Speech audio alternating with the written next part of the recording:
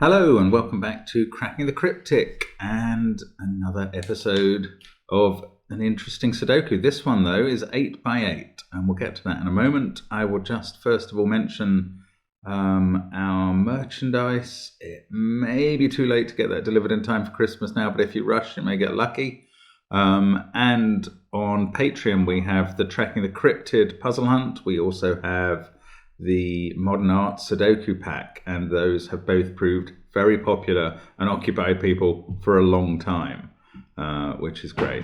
Now, here in this puzzle, of course, the Killer Sudoku app, that's the biggest news lately. That's out and proving incredibly popular. Again, occupying people, as much as the Patreon $3 subscription has been described as great value for money.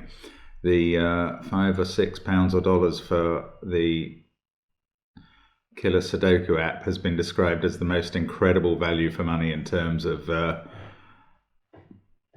pennies per minute ever. So do consider getting your hands on a copy of that and working through the puzzles. They are really, really good puzzles. And I hardly made any of them, so I can say that. Now, this is an 8x8 mystery sandwich Sudoku from Doug Jellin, who very much specializes in the mystery sandwich puzzle. But this time he's gone with an 8x8 grid. So normal Sudoku rules do not apply. We're not looking for the numbers 1 to 9 in each row, column, and 3x3 box. We're looking for the numbers 1 to 8 in each row, column, and marked region, because this is an irregular Sudoku. So there's one of our boxes today. Not a box at all, but a region. The numbers outside the grid add up the digits between X and Y in the row or column, where X and Y are consistent and to be discovered.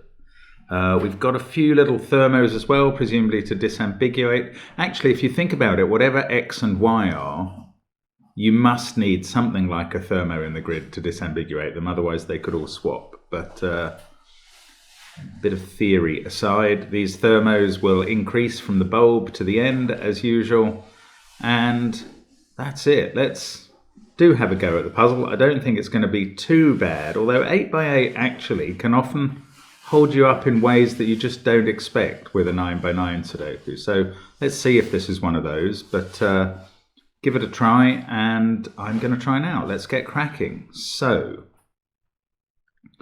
no given digits in a sandwich Sudoku, and only virtually half the sandwich clues.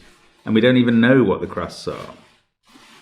Okay, let's start with the 30, the one really big number. Now, all the normal stored knowledge about 1 to 9 sandwich Sudoku is useless here, because we've got 1 to 8 as the set of digits, and we don't know what the sandwiches, the crusts are. So 1 to 8 adds up to 36, not 45. And, right, well, 30 is a very big number in the context of 36, because the difference of 6 represents the 2 crusts and any outies. So our X and Y have to add up to 6 or less. So there's a kind of maximum of 3 cells not in the sandwich here. The sandwich has to be either 5 or 6 cells long. So I can actually colour this area green as representing part of the sandwich sum, not the crusts, not whatever the digits are that are X and Y. Now, there are possibilities, though. The sandwich crusts could add up to 6, and they'd be positioned here if they did, in which case they could be 1, 5, or 2, 4. However, they could, for instance, be there or there, or there and there, with 1 outie. And in that case, those 3 cells would be 1, 2, and 3. Now, there is a 2 clue in this puzzle, and that means that 2 cannot be one of the crusts, because it must be the digit that is the sandwich in that, the filling in that row. What about this 3 clue? We know that 2 isn't the crust, so that can't represent 2 and 1. Sorry, we know that No, hang on. What do we know? We know that, yeah, we know that 2 is not a crust. So therefore, the crusts are either 1 and 3 in the case where I've highlighted where there are 3 cells not in the sandwich, or they're 1 and 5 because they can't be 2 and 4. So the crusts are either 1 and 3 or 1 and 5. Now, can we use this 3 or this 5 clue? The 3 clue would mean the crusts would be 1 and 5. The 5 clue doesn't necessarily mean... Does it mean they have to be 1 and 5? If they were 1 and 3, yes. Yes, you couldn't have either 3 as a filling or 2, 1. So, okay, that's it. 1 and 5 are X and Y. They are therefore on the outsides up here. Let's make them orange and the middle one's green. We've got a 0 clue, so that's orange. All those are green. We've got a 2 clue. Yes, that's got to be 1 cell. So we're getting quite a lot done there. Now, what about the 3 clue? It's going to be 1 cell. Oh, but I don't know any. Well, I mean, the trouble now is we've only got row clues. We're going to have to use the boxes. This top left box is great. It's got one of its 1 and 5s already in, and it's only got one more space. So that's got to be there. We've got a 13 clue. Could be 2 digits or 3. I don't think it can be 4 now. 1's in the 2, 3, 4, and 6 add up to 15. No. So it could be 2 or 3. So I can green those 2. A 20 clue, 8, 7, and 5. It could be as few as 3 or as many as 5. 2, 3, 4. No, 2, 3, 4, 6, and 7. So it's 3 or 4. Oh, look, sorry, I've just realised we've got both of them done in the first row. So 3 or 4, those 2 must be green. Now, can we use the box shapes again, the region shapes? Oh yes, look at this region, that's lovely. Okay, we need to get 2 crusts into that, and they've got to be separated, so they must go here. Everything else in this row is now green. Does that help us above? Not really. Right, more shape stuff. Okay, here we've only got 3 cells left in this shape. We've got a 0 clue here. That means its 2 must be together. Well, obviously one of these at least must be a crust. So that one must be. This one might be. And these 3 can't be. And in this shape now, we can only put 1 crust in there, so we have to put another one in there. So that's green. 1 crust here, and 1 here or here, I suppose. 1 here, 1 here. Oh, I don't quite know. No more down clues to help us, obviously. So there's 1 here. Could there be 1 here? Yes. Actually, yes, there's 1 here, and this shape needs 2 crusts, so there has to be 1 here, and there has to be 1 here. Right, so that does tell us where they are. Not only that, it tells us what digits are between them. That must be a 2 and a 3 to add up to 5 without using 1 and a 5. I haven't filled in any of the 1-5 pairs. I'll do that assuming I get to the end of this colouring exercise. That's green as well. Now, that's a 0. Oh, this 12, yeah, they've got to be separated by 2. That's good. Finish off that shape's colours, that shape's colours, that shape's colours, and this column's colours, and there we go. That is the positioning. Now it's tempting to assume that is a 1, but it could actually be a 5 with higher numbers. This one can't be a 1 on the end here, so that's how we disambiguate the crusts, and hopefully that'll feed around the whole grid. That 5 sees this shape, 1, 5, 1, 5, and we can work on differences both in shapes, columns and rows. 5, 1, 5, yes, this feeds very happily around the whole grid, and we've got all 5s and 1s. It's not a 1 in that bulb after all. There we go, that's all the 5s and 1s done. Now that means it's 6 or 7 and then 7 or 8. Remember, we're only going up to 8. Now, are there any giveaway? Yeah, there's plenty. There's a 3 there. This adds up to 12, and that can't be 5 and 7 because 5's in the crust. Has to be 8 and 4. Okay, that's a surprise. 0, that's done. That 5's done. Now 20 here. Let's look at the outies. 20 plus 1 and 5 is 6. Up to 36, that's another 10. Oh, that could be 2, 8, 3, 7 or 6, 4. So there's a lot of possibility there.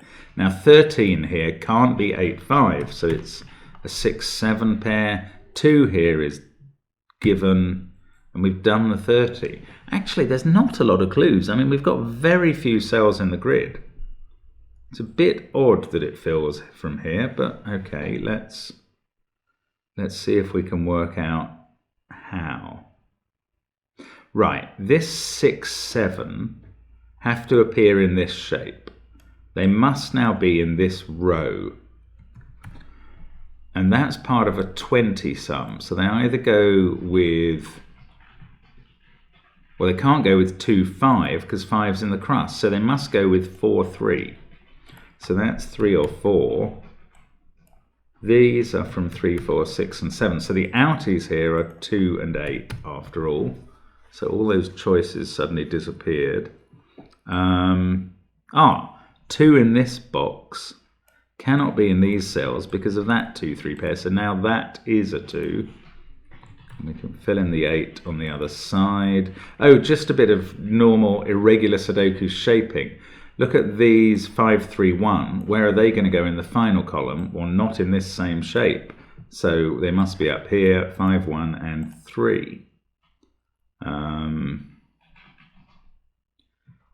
So by the same principle, these 6 cells don't include 2 and 1, which we know from their shape. So the 2 and 1 from the row must be over here. So we can put in that 2. Oh yes, 2 and 3 there mean the 3 in this shape is here. So let's get rid of the pencil marks. That's now a 4, 6, 7 triple.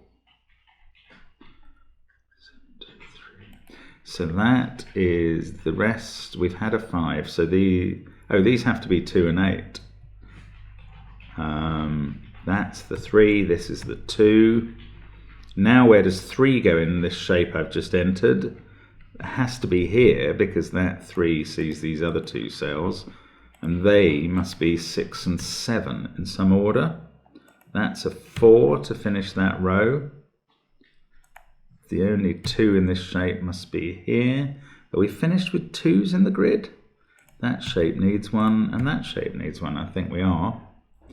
3s are probably completable. Well, maybe not in columns 1 and 2. Right, this row, that needs a 6 or 7 at the beginning. 2, 3, 1, 5. Oh, okay, it's not quite as straightforward as I thought. That's a 4, 8 pair for its shape. That makes this a 6, 7 pair, and there's a helpful thermometer to tell us which way round they are. We're going to have 4 and 6 left in this shape, 7 and 8 in this one. 7, 8, 1, 5, 2. So these are from 3, 4 or 6 and definitely include a 3. These are from 4, 6, 7 and 8. Definitely include an 8. That one can't be a... Oh no, that one has to be a 4. It's on a bulb What's happening? Why can't I put in the 4? There we go. It's on a bulb before a 5, and that 4 is the only candidate left. So 4 comes out of that. That's a 3-6 pair. That makes that 7, that 8. In row 7 we have a 6 there now. 4-7 pair up here. 1, 5, 2. I'm looking at the wrong things again. Oh yes, this 6-4 pair has been resolved. That resolves this, or that, lots of things resolve that 7 there.